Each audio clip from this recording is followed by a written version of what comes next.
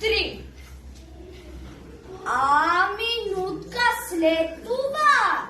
Мама, 2 лева и татко 2. Хайде, както се стоим, заедно да ги броим. Първо десетачката на баба. Тя е социално слаба. Дядовите да съберем. Десетачки още 3 за мен.